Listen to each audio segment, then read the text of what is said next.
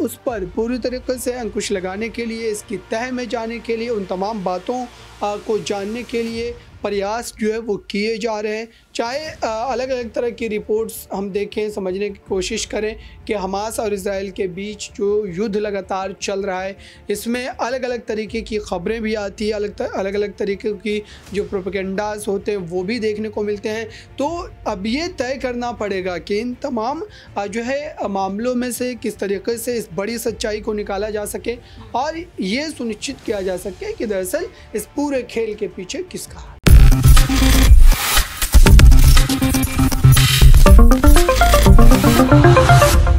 नमस्कार, next 9 news देख रही है आप और मैं हूं आपके साथ प्रज्ञा।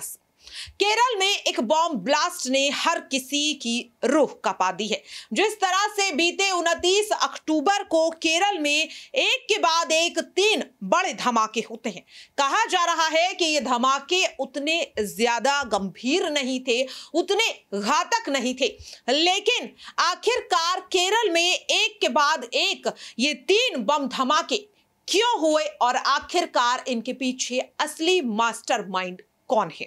आखिरकार प्रार्थना कर रहे तमाम लोगों को क्यों यहां पर टारगेट किया गया? क्या अब केरल में हुए इन 3 बम धमाकों का इजराइल और हमास के बीच चल रहे युद्ध से कोई कनेक्शन है? आखिरकार ये तमाम दावे क्यों किए जा रहे हैं? क्या वाकई में अब इजराइल और हमास के बाद इस वक्त जो हालात वहां पर देखने के लिए मिल रहे हैं युद्ध में, क्या अब वैसे हालात भारत देश में भी देखे जाने वाले हैं? जिस तरह से केरल में एक के बाद एक ये 3 बम धमाके हुए, इसे लेकर तमाम जांच एजेंसियां छानबीन कर रही है, लेकिन यहां पर देखा जाता है कि एक अनजान शख्स इन तीनों बम धमाकों की जिम्मेदारी अपने ऊपर लेता है और आत्मसमर्पण कर देता है। आखिरकार प्रार्थना होने से पहले केरल में ऐसा क्या हो रहा था उस दौरान कि एक के बाद एक 3 बड़े धमाके होते हैं और पूरा का पूरा देश यहां पर सन्न होकर रह जाता है।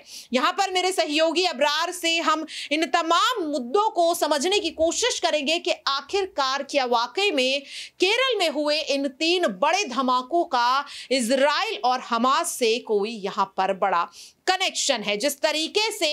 अब बार बार ये दावा किया जा रहा है, तमाम जो खबरें आ रही हैं उनमें यही कहा जा रहा है कि केरल में हुए बम धमाकों का कोई कनेक्शन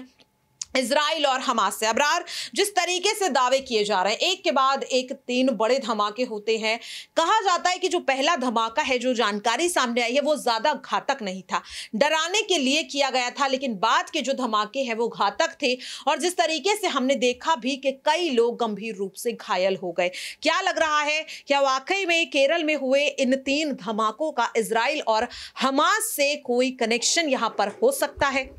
देखिए, अभी तक जो तमाम रिपोर्ट जो है सुनने को मिली, पढ़ने को मिली है, दरअसल उसके आधार पर यही कहा जा रहा है कि जो केरल में जो लगातार जो है फ़लस्तीन के समर्थन में लोग निकल रहे थे सड़कों पर, वहाँ पर जो इजराइल की तरफ से जो है बमबारी की जा रही थी, उसके विरोध में वो अपने पक्ष को रख रहे थे। तो ये कहीं ना कहीं एक रैली से जोड़ करके इसको जो है कहीं ना कहीं जो है बताने की कोशिश की जा रही है। कई मीडिया चैनलों ने इस पर रिपोर्ट की है कि जो फ़लस्तीन के समर्थन में एक रैली निकाली गई थी इस घटना से मात्र 3-4 रोज़ पहले, उसमें वीडियो कॉन्फ्रेंसिंग के माध्यम से हमास का एक लीडर जुड़ता है और वो अपने पक्ष को, अपने बयान को वहाँ पर रखता है। और दरअसल इसके बाद ही ये कहा जा रहा है, क्या ये एक कारण हो सकता है, क्या ये एक वजह हो सकती है कि लोग कहीं ना कहीं जो है वहाँ पर काफ़ी ज़्यादा आक्रोश में आ गए हों और फिर इस तरीके के काम को अंजाम देने के लिए उन्होंने जो है ये रास्ता इख्तियार किया हो। लेकिन अभी जो खबरें आई है और जिस ढंग से उस पर एक व्यक्ति ने जो सरेंडर किया है, वो कहीं ना कहीं अपने सर पर तमाम जो है इल्ज़ामात को ले रहा है और ये कह रहा है कि वो इस पूरे मामले में मुलविस था, वो लगातार इसको लेकर के प्लानिंग कर रहा था, तो वो एक्सेप्ट कर रहा है इन तमाम चीज़ों को कि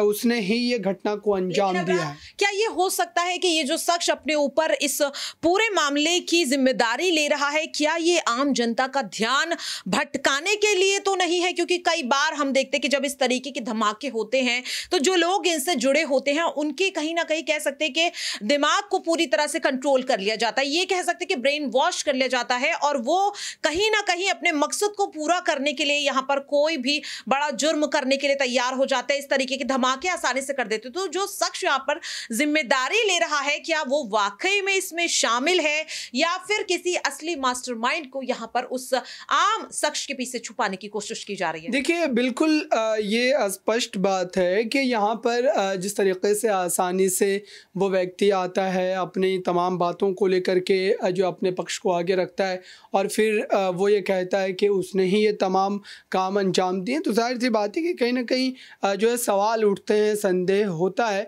कि कोई इतनी आसानी से अपने जुर्म का इकरार कैसे कर सकता है। तो जाहिर सी बात है कि अब जो जांच एजेंसियां इस पूरे मामले में कहीं ना कहीं जांच पड़ताल कर रही हैं, उनको क्या सुराग मिलते हैं, क्योंकि अब देखिए कि लगभग कई जो है सालों के बाद इस तरीके की घटना हमें जो है देखने को मिली है। तो ये जो एजेंसियां हैं केंद्रीय की, उनके नज़रों में पूरी तरीके से बनी हुई है और उस पर पूरी तरीके से अंकुश लगाने के लिए, इसकी तह में जाने के लिए, उन तमाम बातों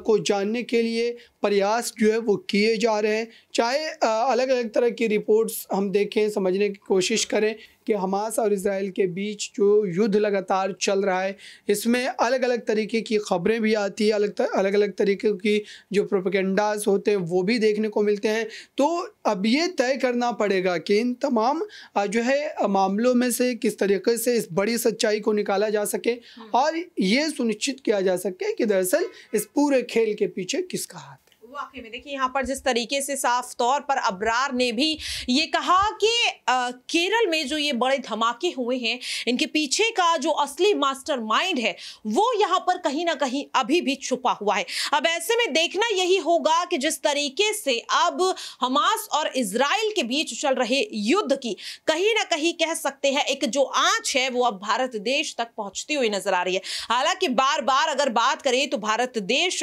इस पूरे मामले को लेकर समय समय पर अपनी हर मुमकिन जो मदद है वो पहुंचाता हुआ नजर आ रहा है, यहां पर लोगों की मदद के लिए आगे बढ़ता हुआ नजर आ रहा है। प्रधानमंत्री नरेंद्र मोदी बार बार इस मामले में हस्तक्षेप करते हुए नजर आ रहे हैं, यहां पर जो भी जरूरतमंद लोग हैं उनकी मदद करते हुए नजर आ रहे हैं। लेकिन देखना होगा कि क्या वाकई में जो तमाम खबरें इस वक्त केरल में हुए 3 बड़े धमाकों को लेकर आ रही हैं, जिनके तार कहीं ना कहीं इजराइल और हमास के बीच चल रहे युद्ध से जुड़ते हुए नजर आ रहे हैं, क्या इनमें कोई सच्चाई है? क्या केरल में हुए बम धमाकों के पीछे का असली मास्टरमाइंड यहां पर सामने आ पाएगा या नहीं, देखना काफी ज्यादा यहां पर अहम हो जाएगा। फिलहाल के लिए इस खास रिपोर्ट में इतना ही। देश और दुनिया की तमाम खबरों के लिए आप सभी देखते रहिए नेक्स्ट 9 न्यूज।